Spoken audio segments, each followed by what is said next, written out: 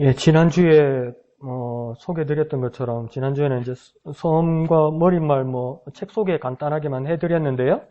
데이비드 플랫의 레디컬에 대해서 이제 첫 장부터 우리가 보면서 말씀을 나누려고 합니다. 그래서 총 9장으로 되어 있습니다. 그래서 하루에 한 장씩 빨리빨리 하면 좋겠는데 조금 느려지지 않도록 제가 최선을 다해서 한번 해보겠습니다.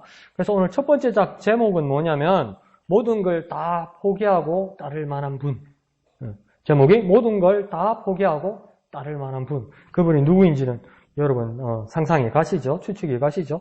그리고 밑에 부제목을 뭐라고 되어 있냐면 예수님을 위해 모든 것을 버린다는 것은 무슨 뜻인가? 예수님을 위해서 모든 것을 버린다는 것은 무슨 뜻인가? 모든 걸 버린다는 데 대해서 그냥 아무것도 모르는 사람이면 모든 걸 버린다 하면 진짜 다 버리고 내 알몸 하나 남는 것 그걸 생각하겠지만 우리는 이제 아주 신앙에 능숙해지고 아주 매너리즘에 빠져서 어떤 건 가지고 어떤 건 포기하는 것을 모든 걸 다 버린다고 아주 뭡니까? 죄송합니다. 뻔뻔하게 그렇게 이야기하죠. 근데 그걸 이 저자는 다시 한번 생각해 보자는 겁니다. 그래서 이분이 젊은 나이에 이 버밍햄 도시가 뭐였죠? 엘레바마주의 버밍햄이라는 도시 안에 브룩힐즈 교회의 담임 목사로 이렇게 초빙받아 왔습니다. 그 교회 규모가 엄청 컸던 모양입니다. 그래서 교계에서도 좀 이 지역 신문에서도 큰 뉴스거리가 되었는 겁니다. 젊은 나이에 이 교회를 맡게 되었던 것이죠. 그래서 이런 제목이 붙었다고 이야기합니다. 최연소 대형교회 담임 목사. 그러니까 성공신화의 시작이죠. 근데 이 책이 시작할 때는 그러니까 성공신화를 버려야 된다고 했는데 이분이 다시 시작하는 목회 사역의 시작이 성공신화라고 사람들이 말하고 있었다는 겁니다. 그런데 이 데이비드 플랫이 항상 생각하고 있었던 게 뭐냐면 자기의 목회의 멘토가 되고 표상이 되고 가장 그 모범이 되는 분을 항상 두고 있었다고 이야기합니다. 그런데 그 모범이 되는 그 역사적인 그 목회자의 그 인물은 어떻게 했냐면 평생을 자기가 목회를 하면서 교인이 12명밖에 안 됐다고 이야기합니다.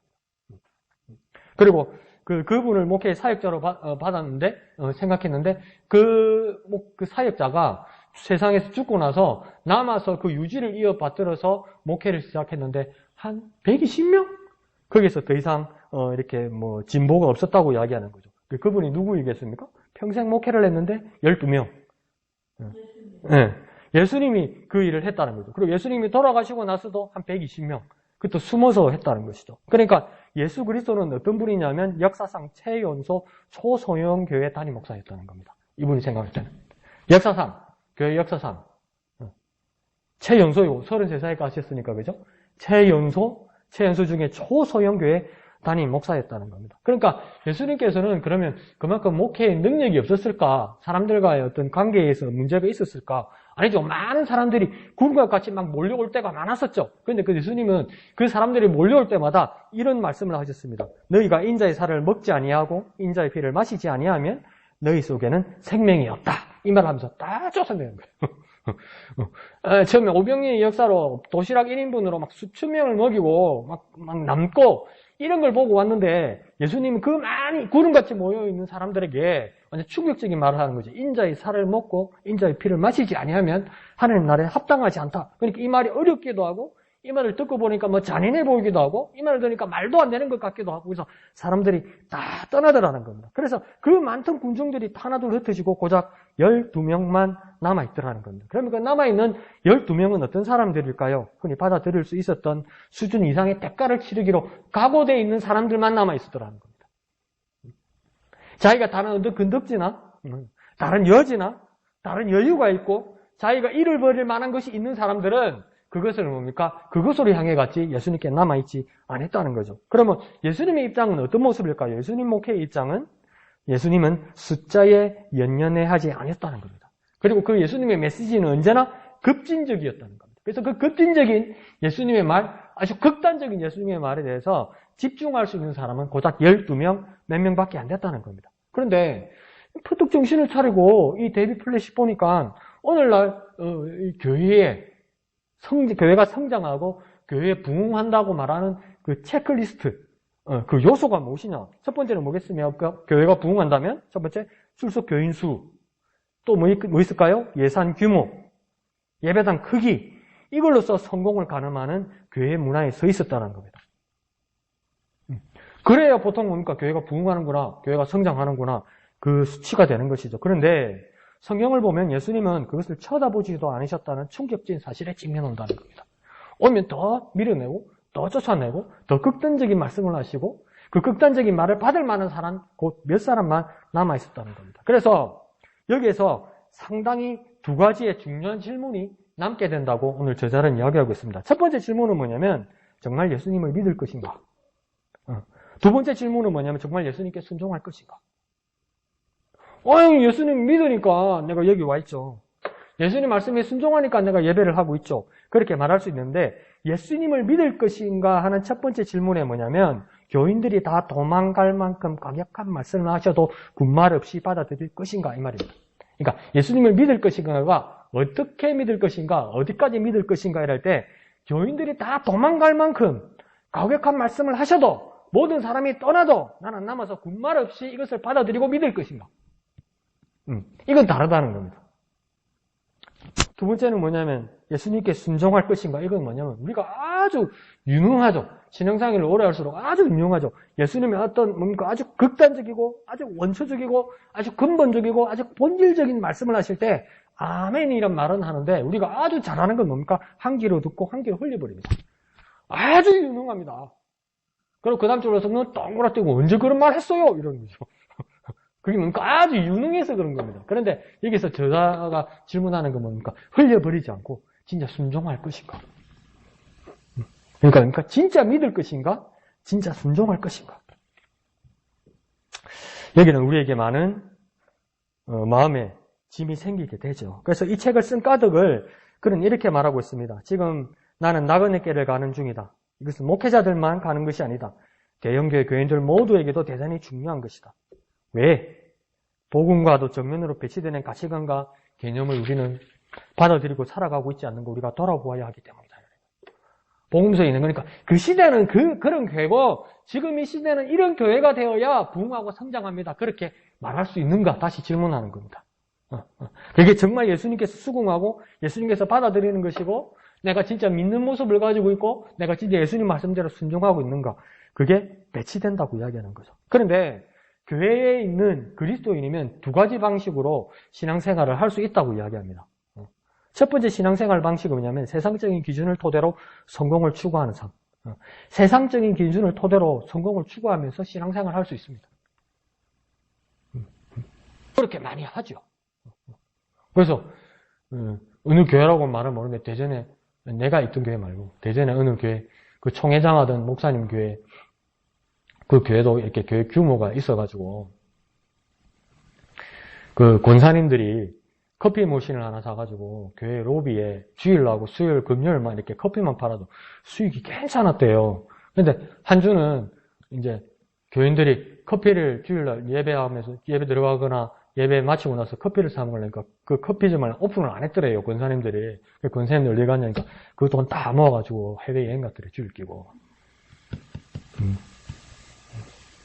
그러니까 얼마든지 세상적인 기준을 가지고 그 태도로 성공하고 그 토대로 믿음 생활하고 신앙생활 할 수 있습니다. 두 번째 방법은 뭐냐면 성경에 기록된 대로 예수님의 삶을 정직한 시선을 바라보며 어떤 일이 일어날지 모르는데도 담대하게 그 말씀을 따르는 거예요. 이거 아주 불안한 모습이죠. 그 두 가지인 거예요.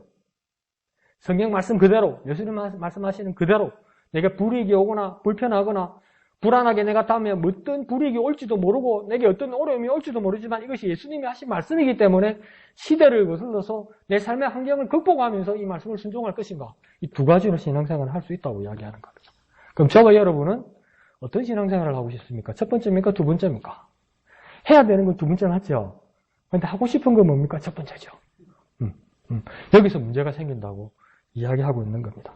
그래서 이 목사님이 이 교회를 담임으로 들어가기 전에 아시아에 있는 어느 지하교회에 그 단기 선교 같은 걸 가셨던 것 같아요. 그 교회를 방문한 이야기를 하고 있습니다. 그러면서 우리 목사님도 이렇게 이제 아시아, 동남아나 중국 같은 데 갔다 오셔서 비슷한 경험을 하셨겠지만은 이렇게 이제 정부나 이 동네 사람들이 교회 다니는 사람들, 예수 믿는 사람들 미워하고 싫어하고 신고하고 처벌하고 이러니까 여기도 뭡니까? 지하에다가 커튼을 치고 막 지하에다가 막 안막을 치고 이래가지고 몰래 예배하고 말씀 보고 예배하는데 그 앞에 가니까 어떤 덩치 큰 사람이 망도 봐주고 그다음 뭐 이렇게 막 지켜도 주고 이런 사람이 있더라는 겁니다. 근데 그분이 그 보안 책임자가 뭐라고 이야기하냐면 교인들 가운데 몇 사람이 이단에 붙잡혀 갔습니다.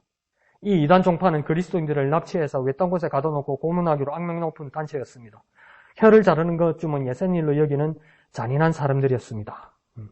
마음이 너무 아픕니다. 부디 하나님의 은혜를 베푸셔서 이단의 공격에 맞서 어려움을 헤쳐나갈 수 있도록 인도해 주시길 바랍니다. 이렇게 기도를 했다고요. 하면서. 그러니까 지금 뭐 동남아든지 중국이든지 아니면 중앙아시아든지 그렇게 정부가 이렇게 신앙생활을 못하게 이렇게 막아놔도 교회가 복음을 전파하러 선교가 가는 것처럼 이단도 똑같이 가고 있고 어떨 때는 이단이 또 활성화되기도 하고 그래요. 그래서 중국 같은 경우에는 그 종교가 동방번개라는 그 이단 종교가 있죠. 그 동방번개라는 우스갯소리로 낸 게 아니고 이제 뭐 동에서 서에 번쩍임 같이 그 마태복음에 그 말씀이 있잖아요. 그래서 자기가 그 동방에서 온 메시아라고 말하는 사람들이 있어요. 근데 그 사람들이 엄청 가격하죠. 그래서 뭐 자기들 모임에 예배에 오기로 했다가 이제 포기한 사람들 아니면 반대하는 사람들 막 이렇게 살인도 하고 그렇게 했습니다. 그래서 그 단체들이 지금 우리나라 제주도에도 와 있고 강원도 어디에도 와 있고 이래요. 그래서 모여서 집단 생활로 한다고 해야죠. 그러니까 여기 이 사람들도 그런 피해를 받고 있는 것이죠. 그리고 또 어떤 사람들은 며칠 전 교인들이 집에 정부 관리들이 들이닥쳤습니다. 성경 모임을 그만두지 않으면 가진 것을 모두 다 잃게 될 거라고 협박을 받았습니다. 그러니까 몰래 성경 공부 예배하다가 정부 관리 경찰한테 들켰어요. 그러면서 이제 한 번 더 교회 가면 한 번 더 예수 믿는 게 표가 나면 완전 너네 집을 풍비박산을 만들 것이다. 그런 협박을 받았다는 거예요. 그럼 저 여러분 어떻게 할까요? 당분간 안 가야지. 그죠? 우리는 아주 그런데 능숙하죠. 근데 이분들은 어떻게 합니까? 모여서 그렇게 이야기했다고 합니다. 기도 외에는 달리 방법이 없습니다. 그러면서 또 모여 있었다고 이야기죠. 그러면서 이분들이 이렇게 기도했다고 이야기합니다. 오 하나님, 저희를 사랑해 주셔서 감사합니다. 오 하나님, 주님이 필요합니다. 예수님, 주님을 위해 우리 삶을 바칩니다. 예수님, 주님만 믿고 의지합니다. 그러니까 이 두려운 상황에서, 이 핍박받는 상황에서 첫 번째 기도가 뭡니까? 감사합니다. 그리고 나는 주님이 필요합니다. 그들이 목숨을 위협하는데 뭐라고 합니까? 이 목숨은 내가 주님을 위해 바칩니다. 그리고 주님만 믿고 주님만 의지합니다. 이렇게 기도하더라는 것이죠. 이 지역에 뭐 또 여러 사람들이 있었는데 어떤 사람들은 주님을 만나고 나서 잘 나가던 병원을 정리하고 의사였던가 봐요. 정리하고 무의촌을 전전하면서 가난한 이들의 건강을 돌보는 일을 하고 또 지하교회에 가서 또 지도자를 훈련시키는 일을 하는 사람도 있었고 어떤 사람은 대학교에서 학생들을 가르치는 일을 하면 대학 교수쯤 되겠죠, 그죠? 그 대학 교수 되는 일인데도 뭡니까? 그 복음 전도가 불법화되어 있는데 몰래 학생들을 이렇게 만나면서 복음을 전하고 이런 위험을 감내하더라는 겁니다.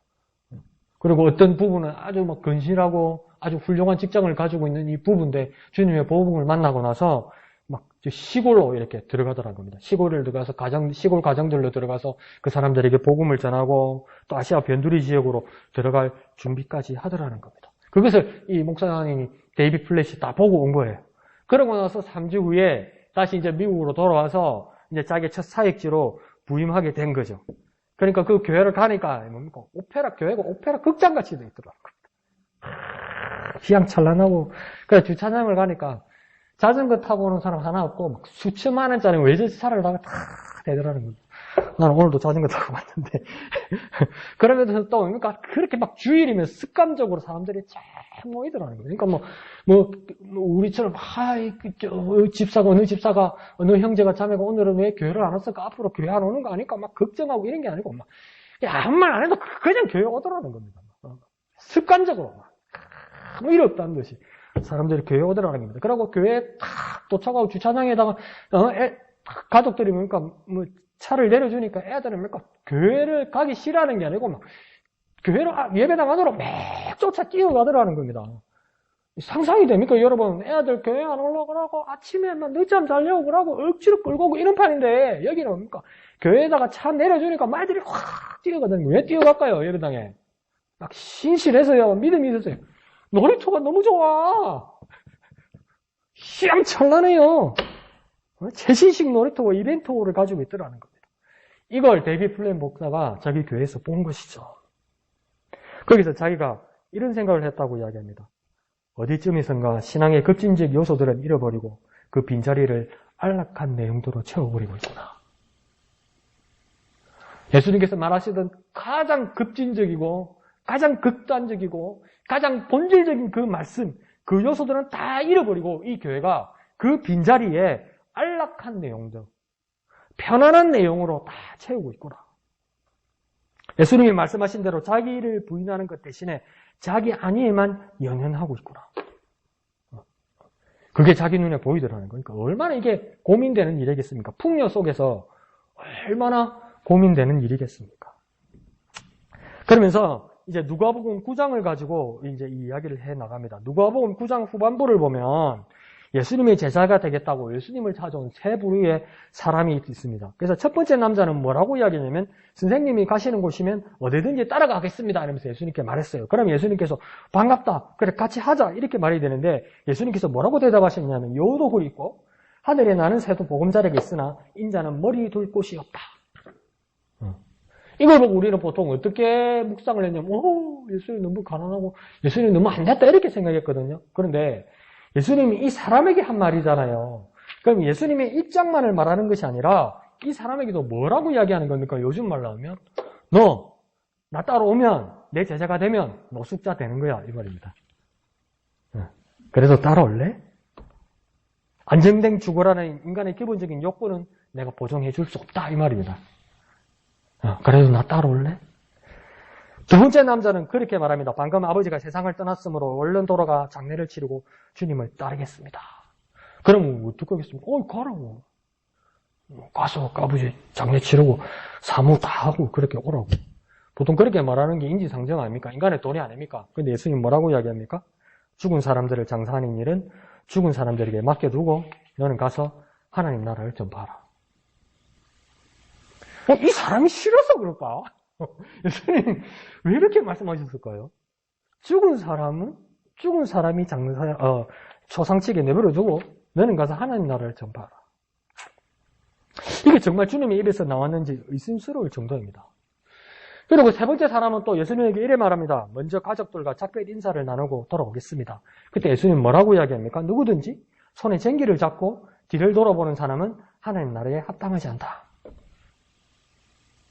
그러니까 예수님 말은 뭡니까? 따라오려면 확실히 따라오고 가려면 가고 둘 중에 하나지 어중간한 사람 나는 싫다 이렇게 예수님 극단적으로 말하는 것 같습니다. 이 세 부류의 사람에게 예수님 뭐라고 말하는 거냐면 내 제자가 된다는 것은 노숙자가 되어라. 아버지 장례는 딴 사람한테 다 맡겨놔라. 가족들하고 작별 인사는 무슨 작별 인사냐 그런 거 나누지 마라 이렇게 말씀하시는 것만 같습니다.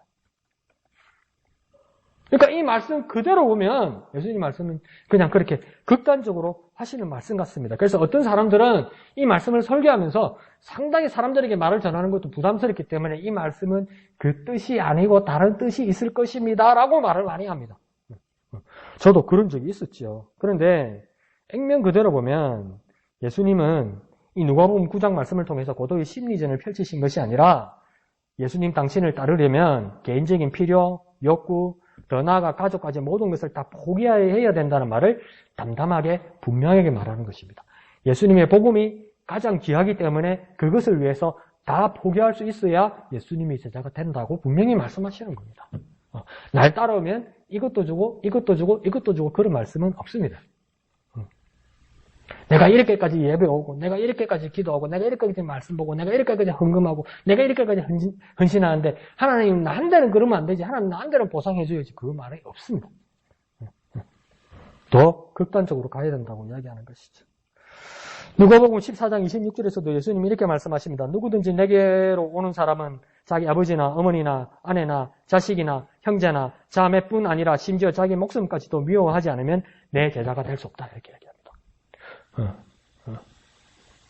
내 환경과 내 가족과 내 자식뿐만 아니라 내 자신까지 미워하지 않으면 예수님의 제자가 될 수 없다고 말합니다. 그럼 예수님의 제자가 될 사람들을 어떻게 기대하신 것일까요? 예수님과 같은 모습, 예수님을 닮은 사람이 필요했다는 겁니다. 그래서 예수님은 어떤 분이었습니까? 자기 모든 것을 포기하고 죽기까지 하셨으니 정말 예수님의 제자가 되려는 사람은 그런 모습이 있어야 된다고 이야기하는 것이죠. 14장 26절에 그렇게 말했고 14장 27절에 누가복음에서 뭐라냐면 누구든지 자기 십자가를 지고 나를 따라오지 않으면 내 제자가 될 수 없다. 예수님이 줄 거는 없고 뭐 준다고 이야기합니까? 십자가를 준다는 거예요. 제자가 되면 무슨 훈장을 주는 것도 아니고 무슨 보험 증서를 내주시는 것도 아니고 뭐라고 하냐면 예수님 따르는데 십자가를 내준다는 거예요. 한분 그 옛날 영화입니다만은 뭐 교회에서도 그 자료로 화면으로 많이 쓰죠, 그죠? 그리스도의 순환, 패션 오브 크라이스트, 그 멜 깁슨의 영화를 보면 아주 리얼하게 나오잖아요, 원래도. 근데 그 영화 배우에게, 예수님 역할을 영화 배우에게 진짜 십자가 무게를 그렇게 지게 해줬대요. 그게 한 70kg 된대요, 70kg. 그러니까 예수님 같으면 뭡니까? 그 상처를 입고, 채찍에 맞아 상처를 입고, 피를 막 흘리고, 그 밤새 고생하고 새벽에 그 십자가를 지고 간다는 것은 그 불가능한 겁니다. 그냥 올라가다가 죽는 일도 많은 거죠. 그러니까 구레네 시몬이 대신 질 정도로 그게 무거운 겁니다. 그런데 예수님의 제자가 된다는 것이 예수님 뭐냐면 누구든지 자기 십자가를 지고 나를 따라오지 않으면 그냥 따라가는 것도 버겁고 힘든데 거기다가 뭘 얹어준다고 하니까 70kg짜리, 그러니까 거의 쌀 한 가마짜리 십자가를 내게 지어주시고 그래야 예수님이 제자가 될 수 있다고 이야기하는 겁니다. 그러니까 제자가 된다는 것이 그렇게 호락호락 것 같지 않습니다. 누가복음 14장 33절에도 이렇게 말합니다. 너희 가운데서 누구라도 자기 소유를 다 버리지 않으면 내 제자가 될 수 없다. 예수님의 제자가 되기 위해서는 자기 소유를 다 버려야 된다고 말하고 있습니다. 가진 것 다 버리고 거기다가 말도 안 되는 십자가 짊으시고 가족까지 미워하라니 이런 어처구니 없는 말씀이 어디 있습니까? 이런 어처구니 없는 조건이 어디 있습니까? 고백하고 믿고 회개하고 나를 따라 기도하라. 이런 메시지와 비슷한 구석 하나 없습니다, 이거. 나는 죄인입니다. 예수님을 믿습니다. 내가 회개합니다. 그래서 예수님 따라, 예수님 말씀 따라 기도하겠습니다. 그래서 내가 하나님 자녀 됐습니다. 이런 말씀 하나 없어요. 고생하고 죽고 집 나오고 뺏기고 얻어맞고 십자가 지고 그렇게 따라와야 예수님의 제자가 될 수 있다고 이야기합니다. 계속해서 마가복음 10장에 보면 예수님의 제자가 되겠다고 한 부자 청년이 나서게 됩니다. 그러면서 그가 예수님에게 마가복음 10장 17절에 이렇게 말하죠. 선하신 선생님, 내가 영원한 생명을 얻으려면 무엇을 해야 되겠습니까? 근데 이 청년이 부자였단 말이죠. 그리고 아주 나름대로 경건했다는 것이죠. 율법의 조항도 다 지키고 있었다고 이야기하는 것이죠. 그래서 하나 남은 게 있는데 뭐냐면 내가 영생을 얻으려면 내가 무엇을 해야 될까요? 그럴 때 제자들 마음이 어땠을까요? 왔다! 땡 잡았다! 부자가 왔다! 부자가 와서 이 부자를 갖다가 예수님의 제자로 만들어놔면 이제 우리 먹는 거, 자는 거, 집 걱정 하나 없겠다. 예수님 이거 잘만 말해주시면 된다. 이렇게 생각했는데 예수님께서 그 부자 청년에게 뭐라고 이야기합니까? 가서 내게 있는 것을 다 팔아 가난한 자들에게 주라. 그리하면 하늘에서 보화가 내게 있으리라. 그리고 와서 나를 따르라. 뭡니까? 이 가지고 있는 그 고생해서 모은 돈, 네 아버지로부터 받은 그 특권으로서 받은 상속받은 그 재물 다 뭐라고 이야기합니까? 팔아라는 거예요. 팔아서 뭐랍니까? 가난한 사람들에게 주라는 거예요. 가난한 사람들에게 내게 있는 것을 다 팔아서 주면 나에는 뭐가 있습니까? 아무것도 없어요. 근데 예수님 약 올리는 것처럼 뭐라고 이야기합니까? 하늘에 보화가 네게 있으리라. 하늘에 가면 금이 있습니까? 하늘에 가면 은이 있습니까? 하늘에 가면 다이아몬드가 있습니까? 있다고 칩시다. 그거 가지고 어디다 쓸래요? 그게 뭔지, 예수님은 놀리는 건지, 하늘에 보호가 내게 있으리라고 이야기합니다. 그러면서 마지막으로 뭐라고 이야기합니까? 그리고 와서 나를 따르라. 거꾸로 말하면 예수님을 따르기 위해서는 내게 있는 부와 내게 가지고 있는 애착과 내가 가지고 있는 가장 값진 것들을 팔아서 필요한 사람들에게 나눠주고 정말 내가 믿음으로 그것이 하나님 나라의 부하로 내가 쌓였다는 그 믿음을 가진 사람만이 예수님을 따를 수 있다고 예수님은 말하고 있는 것입니다. 마태복음 4장에서도 예수님이 제자들에게 항상 그렇게 말씀하셨습니다. 나를 따르라. 여기는 아주 급진적인 의미가 있다고 말하고 있습니다. 안락한 환경과 익숙하고 자유로운 상황을 완전히 포기할 것을 예수님은 요구하고 있다고 이야기하는 것입니다.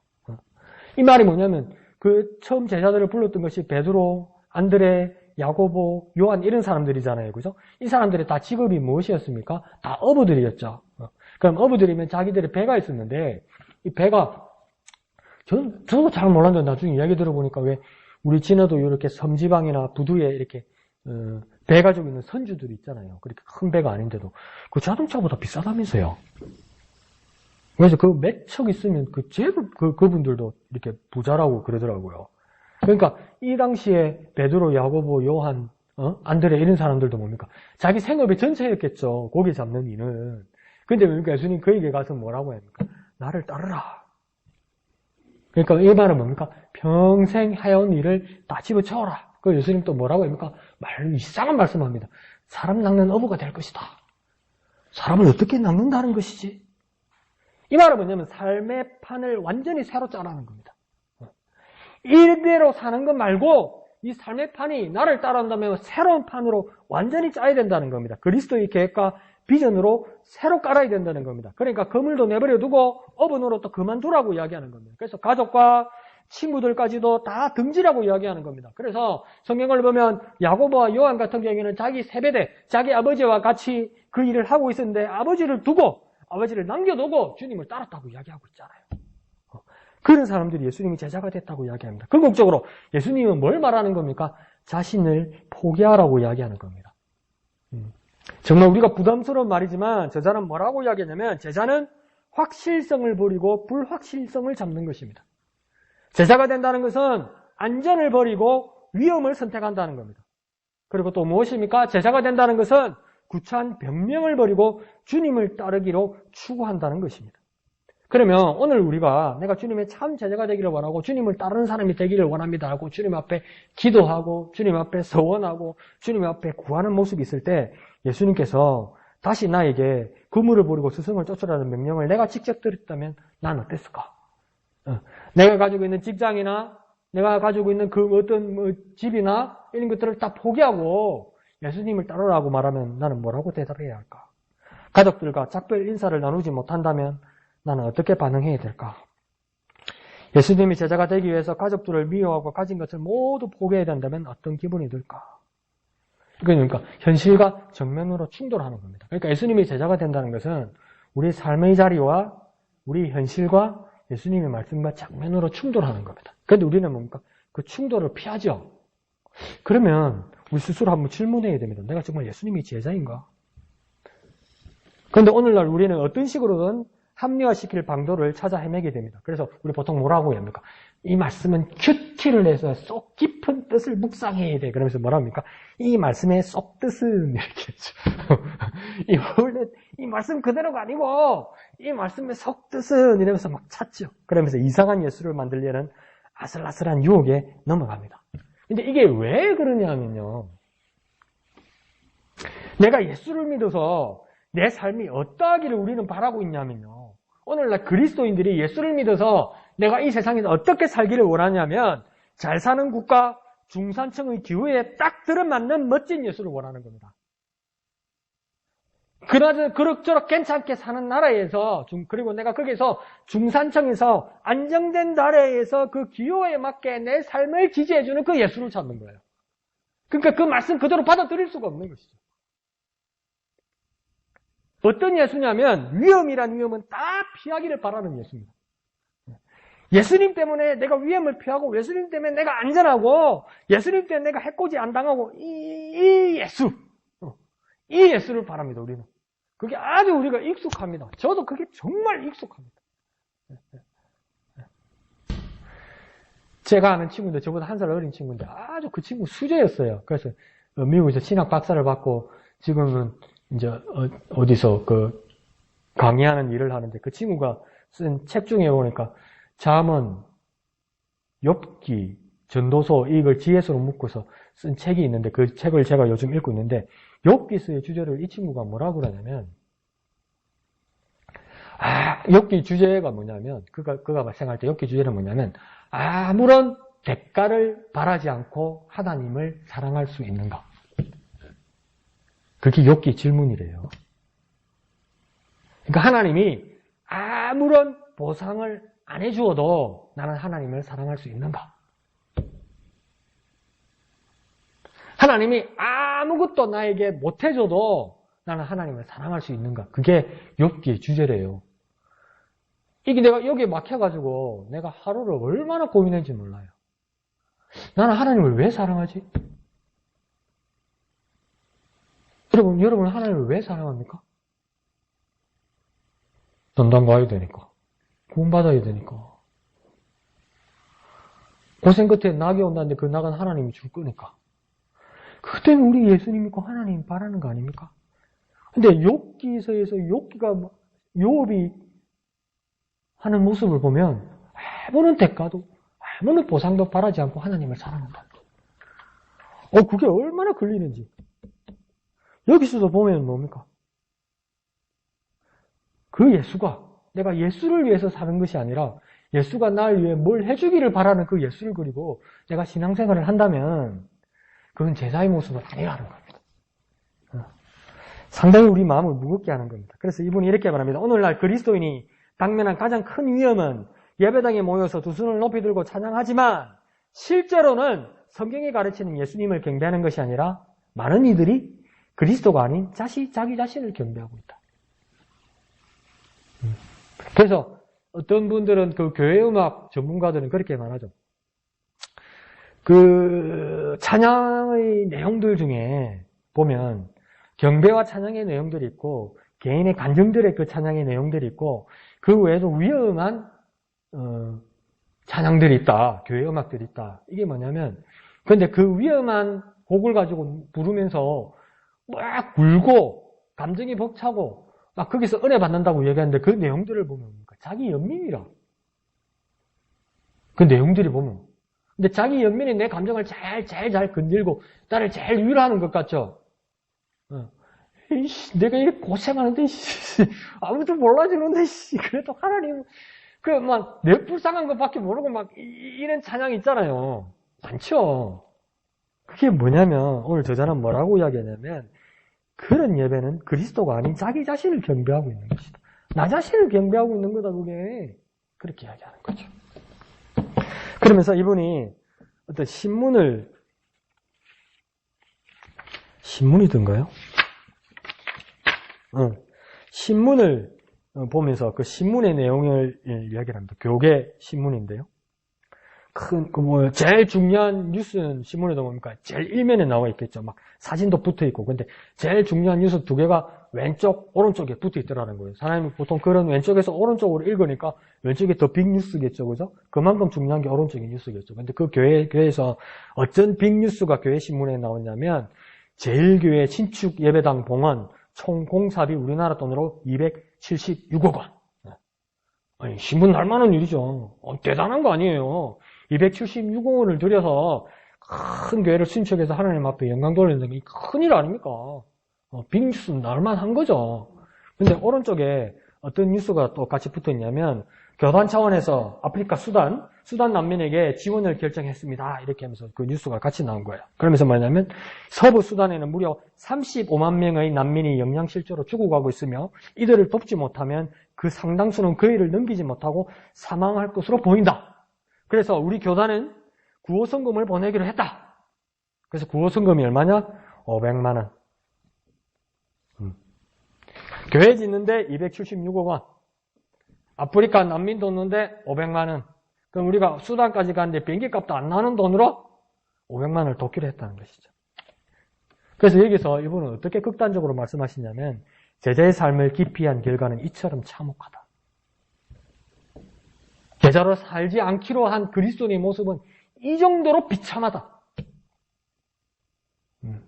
목숨보다 중요한 교회당, 예배당이 있다. 그거죠.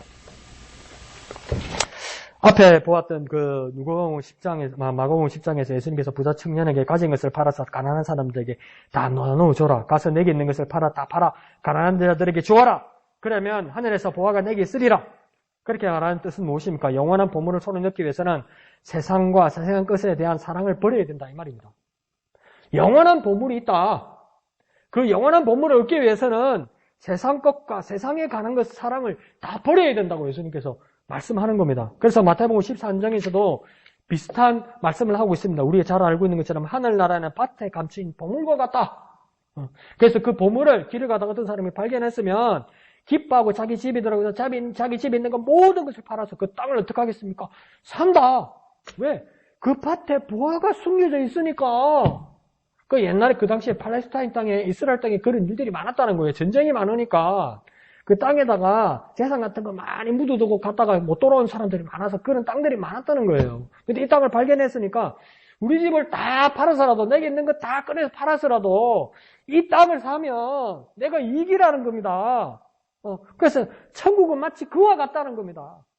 그냥 팽팽한 땅이고 그냥 폐허가 된 땅이고 그냥 폐가가 된 것 같은데 천국은 마치 이와 같아서 그 땅 속에 감추인 보화와 같아서 내게 있는 것을 모든 것을 팔아서 내가 사랑하고 내가 좋아하는 것 모든 것을 내주고 그 밭을 사는 것이다. 그러면 사람들은 뭐냐면 미쳤구나. 고라는 같은 집을 팔아서 왜 저 이상한 땅을 사느냐 그렇게 이야기하겠죠. 그렇지만 그 땅을 산 사람은 어떻게 하겠습니까? 무언가를 자기만 알고 있기 때문에 웃을 수 있습니다. 아무리 내를 욕해도 아무리 내보고 바보라 그래도 니는 모르는 게 나는 있어. 그런 기쁨에 가득 찰 수 있다고 이야기하는 겁니다. 오히려 수지 맞는 거래를 하고 있다는 것 또한 자기 자신이 잘 알고 있다는 겁니다. 가진 것을 죄다 잃어버리고라도 구하고 싶은 만큼 소중한 것을 내가 찾았는가? 그것이 무엇인가? 그것이 복음이고 그것이 예수다 이런 말할 때 진짜? 혹시 우리 여기까지 온 것 아닙니까? 목숨이라도 내놓고 소유하고 싶은 것이 복음이고 예수님입니까? 옛날엔 그렇게 배웠는데 진짜? 혹시 그렇게 생각하고 있지 않습니까? 예수님이 제자가 되기를 원한다면 예수님이 모든 것을 다 내버리고 쫓을 만큼 가치가 있는 분이신가 다시 한번 생각해 보아야 됩니다. 소유와 나의 존재 전체를 내버려도 아깝지 않은 분이 예수님인가? 정말 내 모든 것을 포기하고 내 모든 것을 팔아서라도 내가 사야 되고 내가 구해야 되고 내가 가져야 할 유일한 분이 예수님인가? 그리고 나는 그분의 말씀에 따라 순종해서 그분이 말씀하는 대로 따라갈 수 있는가? 스스로 한번 다시 물어봐야 되고 내가 처음 예수를 만났을 때 그 감격으로 나는 돌아가야만 나는 예수님의 제자가 될 수 있는 겁니다. 그래서 이 저자는 오늘 1장 마지막에서 이렇게 말합니다. 이 여정을 가기로 결심하기 위해서는 전제 조건이 있다. 초소형교회 지도자인 예수님을 쫓으려고 안간힘을 쓰는 초대형교회 담임 목사의 사실을 깨달았을 때 두 가지는 잃어서는 안 된다. 첫 번째, 예수님이 말씀하시는 그 무엇이든 믿기로 헌신할 필요가 있다. 근데 우리는 보통 이제 어떻게 되냐면 예수님 일단 말씀해보세요. 그럼 내가 들어보고 괜찮겠다 싶으면 따라가겠습니다. 이 믿음이 됐어요. 우리.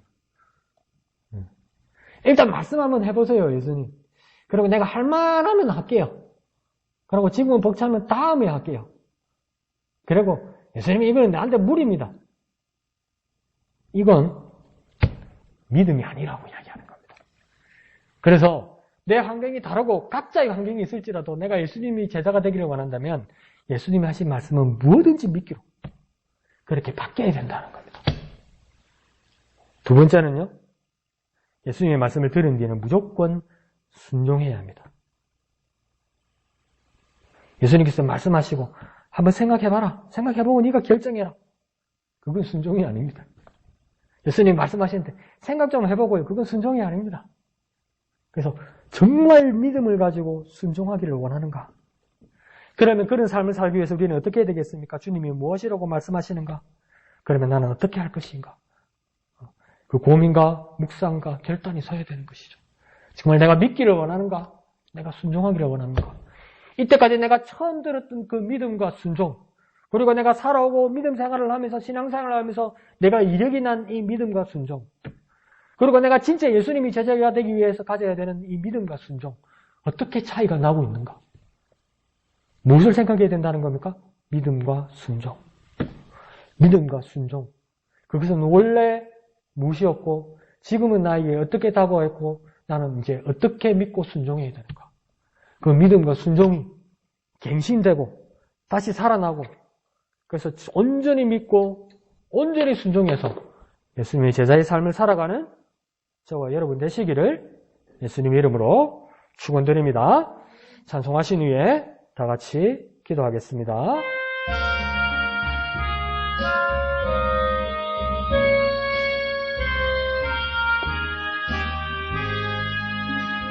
십자가를 질 수 있나 주가 물어보실 때 죽기까지 따르오리. 성도 대답하였다. 우리의 심령 주의 것이니 주님의 형상 만드소서. 주 인도 따라 살아갈 동안 사랑과 충성 늘 바치오리나. 이런 일 다 할 수 있나 주가 물어보실 때 용감한 자 바울처럼 숨뜻 대답하리라.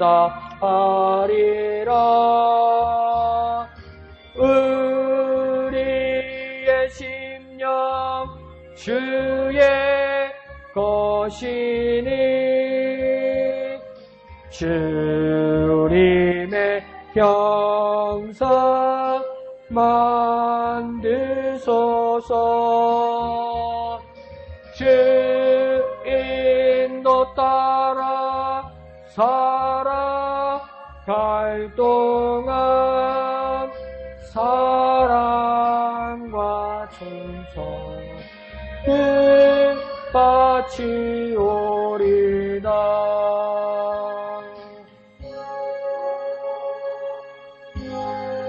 거룩하신 아버지 하나님 은혜를 감사합니다. 우리가 교회에 있는 그리스도인으로서 교인으로서 우리의 참 목자 되신 예수 그리스도를 깊이 생각하는 우리의 삶들이 되게 하여 주옵소서. 역사상 최연소 초소형교회 담임 목사였던 그 예수님의 원래의 모습을 다시 한번 바라보게 하여 주시고 그 예수님이 모든 것을 다 포기하고 따를 만한 분임을 그 모습으로 다시 돌아가는 우리들이 되게 하여 주시옵소서. 예수님을 위해 모든 것을 버린다는 그 뜻이 무엇인지 원래 우리의 모습으로 돌아가서 우리에게 참 믿음과 참 순종이 회복될 수 있도록 주님 도와주시옵소서. 가장 급진적으로, 가장 극단적으로, 그러나 가장 본질적으로 우리가 예수님의 제자답게 살아야 할 우리의 믿음과 우리 순종이 살아날 수 있도록 주님 우리 심령 가운데, 우리 삶 가운데 역사하여 주시옵소서. 모든 것을 감사드리며 거룩하신 예수님의 이름으로 간절히 기도하옵나이다. 아멘. 하늘에 계신 우리 아버지, 아버지의 이름을 거룩하게 하시며 아버지의 나라가 오게 하시며 아버지의 뜻이 하늘에서와 같이 땅에서도 이루어지게 하소서. 오늘 우리에게 일용할 양식을 주시고 우리가 우리에게 잘못한 사람을 용서하여 준 것 같이 우리 죄를 용서하여 주시고 우리를 시험에 빠지지 않게 하시고 악에서 구하소서. 나라와 권능과 영광이 영원히 아버지의 것입니다. 아멘. 주님 감사합니다. 주님 감사합니다. 주님 홀로 영광 거두어주옵소서. 우리의 믿음과 우리의 순종이 다시 갱신되고 회복될 수 있도록 주님 친히 역사하여 주시옵소서.